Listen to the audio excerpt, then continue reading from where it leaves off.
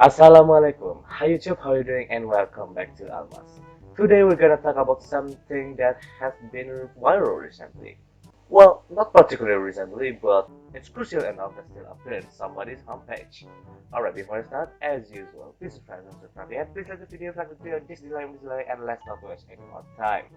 Let's talk about it, shall we? So, this time, we're gonna talk about Formula E. Huh? Almo, I think you mean Formula I. No. It's not even I, but Formula One. Please, guys, I know how to compare between E, I, and 1, okay? Like some of you guys know already, the news of Formula E event in Jakarta was successful based by Anies Baswedan documentary. But before we talk about it in that way, let's talk about the Formula E itself. Based from the certain article, Formula E is the world's first all-electric international single-seater championship, officially known as the ABBFIA Formula E World Championship. Its mission is to promote sustainable mobility and to drive electric vehicles to the fore in the race on to a better, greener future. Since making its debut in the ground of the Olympic Park in Beijing in 2014, Formula E has grown into a global entertainment brand, attracting a grid full of the best racing drivers and turns around the world. The idea of all-electric street racing series started out as nothing more than a collection of notes on a napkin.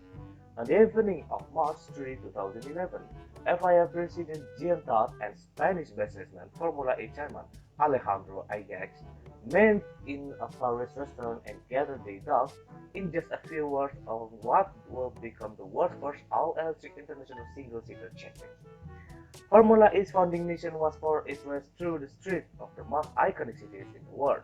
With a grid full of the best racing drivers and team around, the show just what sustainable mobility was capable of, driving electric vehicles to the fore in the race for a better, cleaner future. Since making its debut on the ground of the Olympic Park in Beijing in 2014, Formula E has grown into a global entertainment brand motorsport and its heart. Now with 12 teams and 24 drivers on the grid, the championship has become a destination for the world's best motorsport term and racing talent. And how do Formula E cars work? Well, Formula E cars have a powertrain made up of an inverter, a motor, and a transmission. The inverter takes the electricity created by the battery and converts it from a direct current or DC power to an alternative current or AC power charge, which the motor uses to turn the wheels. And the speed of all electric racers can reach a top speed of about 280 km per hour. With 250 kilowatt of power, they can accelerate from 0 to 100 km hours in just 2.8 seconds. Damn, I wish I have one of that in my garage. Even if I have a garage though. Anyway, how much does a Formula E car weigh? Well, a Formula E car weighs a minimum about of 0.9 tons, including the driver and the battery weight about 300 kilograms. How long does a Formula E battery last? The Formula E race lasts for 45 minutes. The cars can complete that distance without driver needing to change vehicle halfway through the race thanks to the technological innovation, which have doubled the amount of usable energy to 54 kilowatt. The power output from the battery is 200 kilowatt for the race and reaches a peak up to 250 kilowatt for qualifying. Recently, Indonesian people have been busy discussing Formula E, which will be held in Jakarta. This have many pros and cons. The latest news is that Formula E Jakarta 2022 organizing committee did not hold a convoy of electric car races at the National Monument of commonly called Monas, which is located in central Jakarta, because of problems with the technical rules of Formula E operation.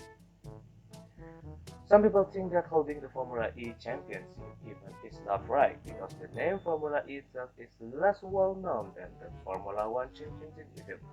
Not only that, people also think that holding a Formula E Championship in the midst of the COVID-19 pandemic is also considered unethical because holding a championship big like Formula E is not cheap. Although the COVID-19 pandemic in Indonesia seems to have improved, there are still many people who are affected by COVID-19, whose economy has not improved. Supposedly, the cost incurred to organize the Formula E Championship could be deferred and prioritized for those affected by COVID-19. However, there are also some people who agree with the holding of the Formula E Championship, especially for the people who love car racing. They are looking forward to this Formula E Championship. With the holding of this Formula E Championship, it can open up opportunity for other car racing in Indonesia. And also, this could be a good opportunity to make electric car known in Indonesia. The amount of petrol price which has been raised ridiculously could make an option for people who want to have a vehicle with a good control of the environment and the economy, of course. Well, that's all about it. If you guys have any thoughts about what I talked recently, you can leave it on the comment below. Alright guys, before we close, please subscribe and subscribe. Yeah, please like the video just to and thank you for watching. Wassalamualaikum and see you next chance.